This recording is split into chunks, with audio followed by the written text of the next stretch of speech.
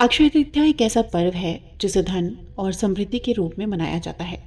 आज के समय में सोने की बढ़ती कीमतों में आम जनता के लिए इसे खरीद पाना काफ़ी मुश्किल हो गया है। तो सवाल उठता है, अगर हम सोना चांदी नहीं खरीद सकते तो क्या हम इस अक्षय तृतीया पर ऐसा कुछ खरीद सकते हैं जो उतना ही शुभ और फलदायी हो।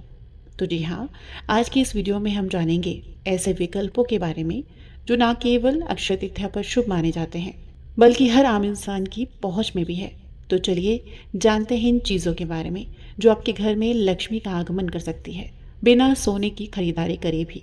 तो ऐसे में हम आपको बताने जा रहे हैं ऐसी 6 चीज़ें जिसको अक्षय तृतीया पर खरीदना घर लाने से आपको सोने के समान ही शुभ फलों की प्राप्ति होगी। तो वीडियो को शुरू करते हैं।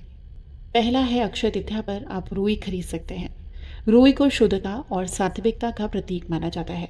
शास्त्रों के अनुसार अक्षय तृतीया के दिन रुई खरीदने या लाने से माँ लक्ष्मी प्रसन्न होती है और घर में स्थायी लक्ष्मी का वास होता है।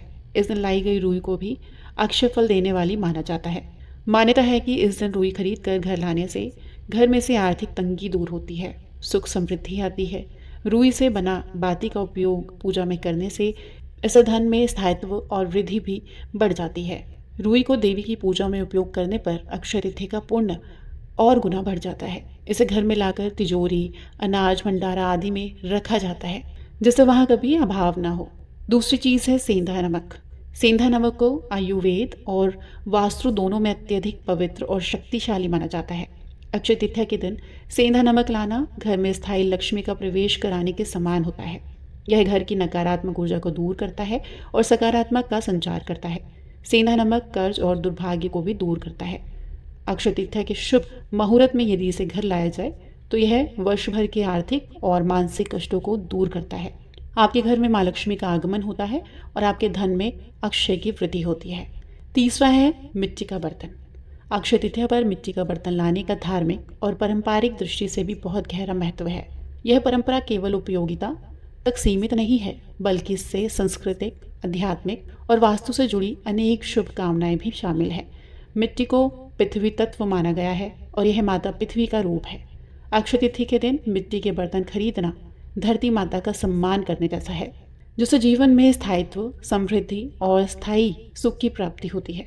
अक्षय तृतीया के दिन मिट्टी के बर्तन में जल, चावल, गुड़ या दाल भरकर ब्राह्मणों को या जरूरतमंद या कन्याओं को दान करना अक्षय पुण्य प्रदान कराता है।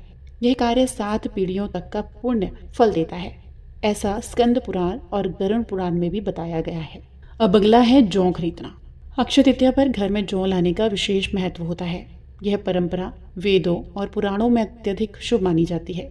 जौ को न केवल एक शुद्ध अनाज के रूप में देखा जाता है बल्कि धन, अन्न और सौभाग्य का भी प्रतीक माना जाता है। जौ को भगवान विष्णु का प्रिय अनाज माना गया है।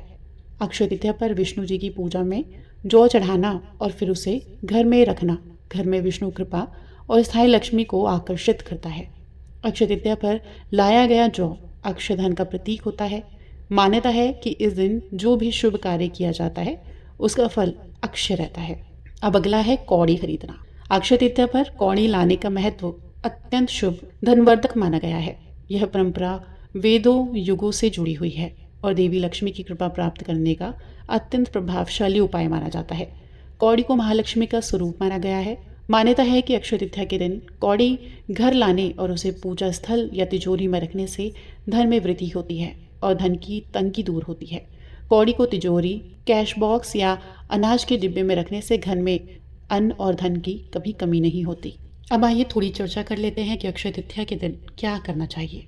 अक्षय तृतीया के दिन पानी, पंखा, चावल, घी, फल, कपड़े, पानी से भरा घड़ा आदि चीज़ों का दान अवश्य करना चाहिए। ऐसा करने से माता लक्ष्मी प्रसन्न होती है।